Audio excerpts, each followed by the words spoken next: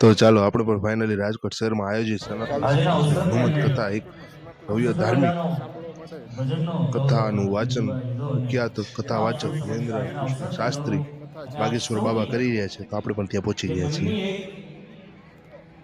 આ 3 દિવસની અંદર જે મનની એક ઊંચાઈ સુધી જ્યાં અત્યારે મસ્ત ભજનના કાર્યક્રમો ચાલુ છે.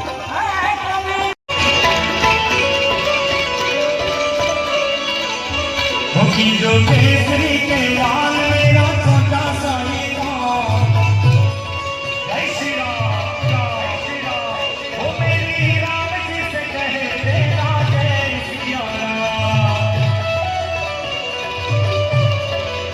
वो मेरी राम जी से कहे तेरा जय श्री राम.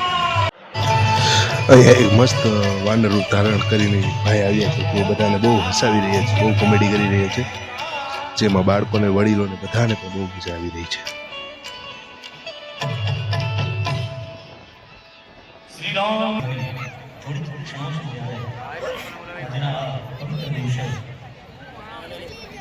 આપણા સૌના ઇષ્ટ પરમસુત હનુમાનજીની નિસ્વાર્થ દેખાય છે.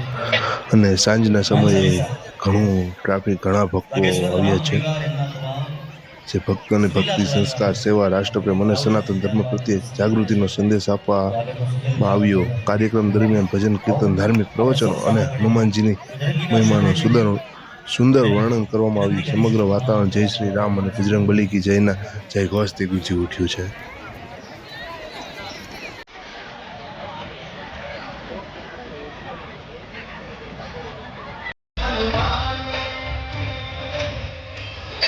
જોકે થોડાક ટાઈમ આપણા બાગેશ્વર બાબા કૃષ્ણ શાસ્ત્રી જે થોડાક ટાઈમમાં સ્ટેજ ઉપર પ્રસ્થાન કરી રહ્યા છે, એના માટે જોકે અત્યારે તમે ગીત પણ સાંભળી શકો છો.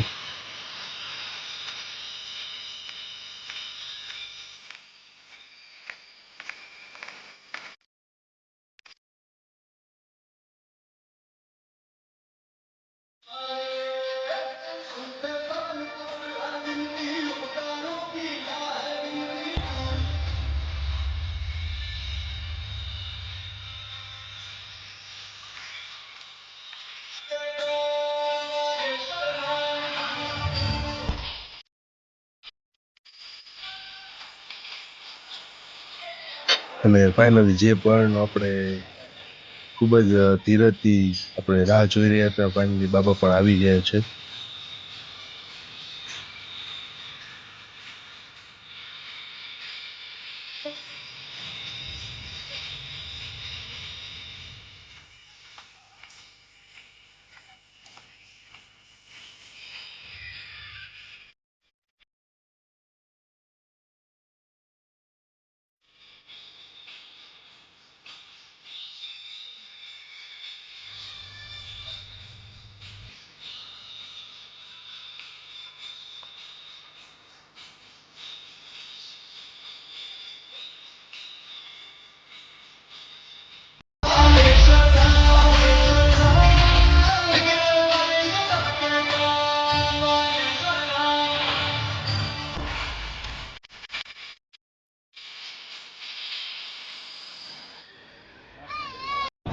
તમે લોકો પણ કથાનો લાવો લેવા આવ્યા. જોકે અહીંયા વ્યવસ્થા બહુ સારી છે, તમે લોકો પણ એકવાર જરૂર આવો. અને જોકે સનાતનની કથા એટલે આપણે હિન્દુ ભાઈઓ જરૂર આવવું જોઈએ.